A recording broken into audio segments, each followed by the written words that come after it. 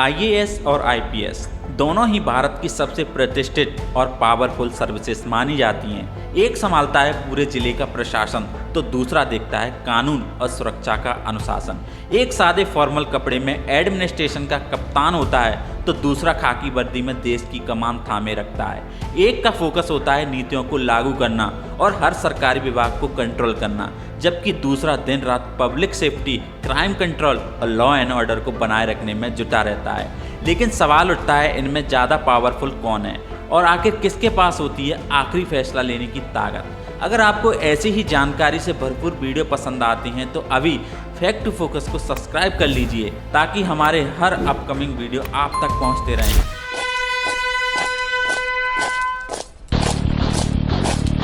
They are the Samvedi Police. I would like to begin by expressing my profound and heartfelt gratitude to the Honorable President of India for giving us time. Competent, smart, courageous, sensitized. They are the IPS officer. दरअसल दोनों ही अफसर UPSC के जरिए चुने जाते हैं।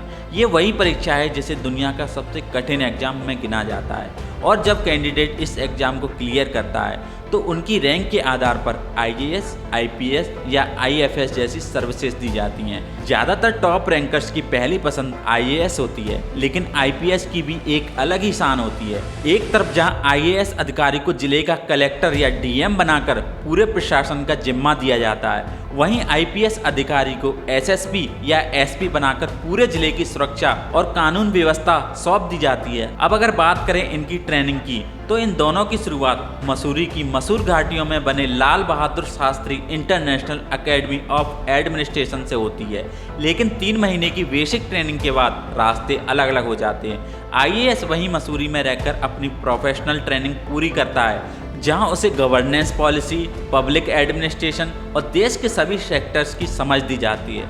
वहीं IPS को भेजा जाता है हैदराबाद के सरदार वल्लभ भाई पटेल पुलिस एकेडमी में, जहां उसकी ट्रेनिंग फिजिकल और मेंटली दोनों स्तरों पर होती है। वहां से हथियार चलाना, परेड करना, फील्ड ऑपरेशन और पुलिसिंग के हर पहलू में दक्ष किया जाता है। आईएएस और आईपीएस दोनों ही अपने अपने क्षेत्र में बेहद पावरफुल होते हैं, लेकिन जिले में डिसीजन मेकिंग की पावर सबसे ज़्यादा डीएम यानी कि आईएएस के पास होती है, जैसे धारा 144 लगाना, कर्फ्यू लगाना या भीड़ पर फायरिंग करने का आदेश देना। ये सब निर्णय डीएम ही लेता है। आईपीएस अधिकारी भले ही जिले की पुलिस फोर्स का हेड होता है, लेकिन बड़े फैसले के लिए उसे भी डीएम की अप्रूवल की जरूरत पड़ती है। यही वजह है कि आईएएस को प्रशासनिक तौर पर थोड़ा ज़्यादा पावरफुल माना जाता है। एक आईएएस ऑफिसर का स्कोप पूरे जिले के हर विभाग से जुड़ा होता है, जैसे revenue, land records, health, agriculture, transportation, election से लेकर लॉ एंड ऑर्डर तक। वहीं आईपीएस ऑफिसर सिर्फ पुलिस और ट्रैफिक संबंधी विभागों को देखता है। दोनों की ड्यूटी अलग अलग फील्ड में होती है, लेकिन एक दूसरे के पूरक भी हैं।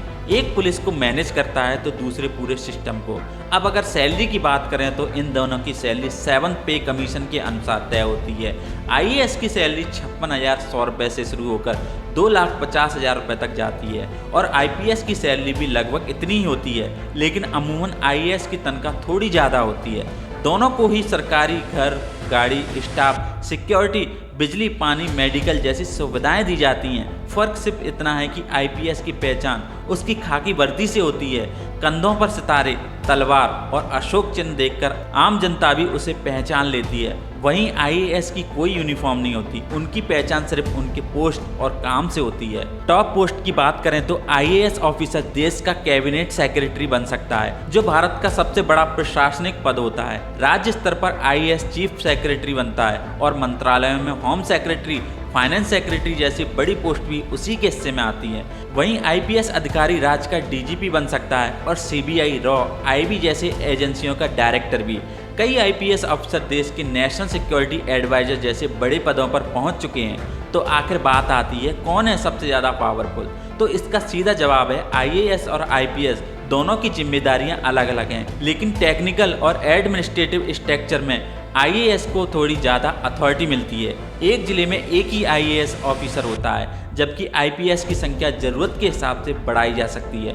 लेकिन ये कहना गलत होगा कि आईएएस आईपीएस से ऊपर होता है, क्योंकि दोनों एक साइकिल के 2 पहिए हैं। अगर एक भी काम ना करे तो सिस्टम लड़खड़ा जाता है। जहां एक और आईएएस नीतियां लागू करता है, वहीं आईपीएस कानून को ज़मीन पर लागू करता है।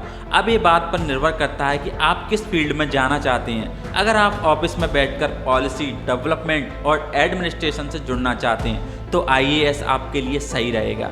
लेकिन आप चाहते हैं कि ऑन ग्राउंड एक्शन, खाकी वर्दी और सीधे जनता से जुड़ने की, तो आईपीएस आपके लिए परफेक्ट है। कई लोग तो अच्छे खासे टॉप रैंक लाने के बावजूद भी आईपीएस को चुनते हैं, सिर्फ उस वर्दी के सम्मान और गर्व के लिए। तो उम्मीद है कि आज की इस वीडियो में आपको आईएएस और आईपीएस के बीच का फर्क अच्छे से समझ आ गया होगा। और अब आप हमें कमेंट करके जरूर बताएं कि आप इनमें से कौन सी सेवा चुनना चाहेंगे। वीडियो पसंद आई हो तो लाइक करें, कमेंट करें और शेयर करना ना भूलें।